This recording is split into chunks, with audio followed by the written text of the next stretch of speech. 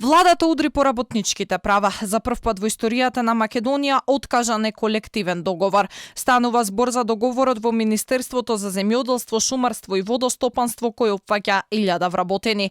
Колективниот договор во Министерството бил донесен во февруари 2021 година и сега со отказот ќе трае уште 6 месеци, поточно до 10 април, што значи дека вработените во шумска полиција ќе земаат плата уште 6 месеци по колективен договор. Владата го укинува колективниот договор по увидот на Државниот инспекторат за труд, кој не нашол ништо спорно во самиот договор, туку незаконски биле преговорите кои се воделе, а пак министерот наводно немал полномошно да го потпише договорот. Ова во најмала рака е исмевање на колективните договори, омаловажување на вработените и е показател дека утре на ист ваков начин ќе посегнат да откажуваат и други колективни договори и да ги намалуваат правата на вработените како и кога ќе сакаат. Согласно законските одредби, по отказот на колективниот договор, истиот може да се применува уште 6 месеци, а потоа неговите одредби повеќе нема да важат.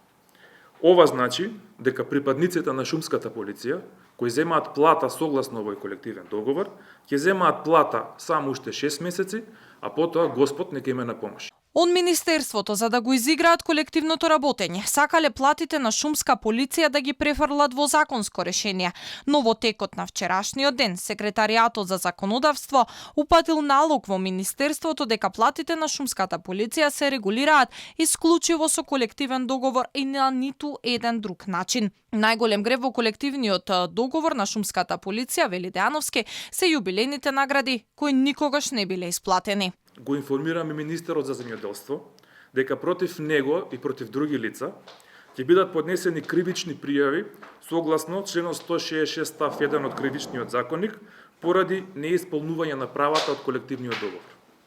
Согласно нашите информации, следен за откажување уште еден колективен договор и веројатно владата нема да застане туку ќе продолжи со ваква пракса се до конечно укинување и забрана на колективното договарање.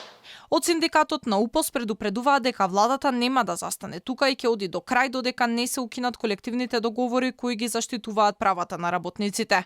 Еден механизам за ова е и новиот правилник на Министерството за труд и социјална политика, кој вели дека ако нема согласност од Министерството за финансии не може да се потпише колективен договор. Од Министерството за труд и социјална политика тврдеа дека овој правилник се носел за да се заштити буџетот, додека синдикатот предупредува дека на овој начин ќе се оневозможи да се продолжат и колективните договори во јавниот сектор и општиот колективен договор во приватниот сектор.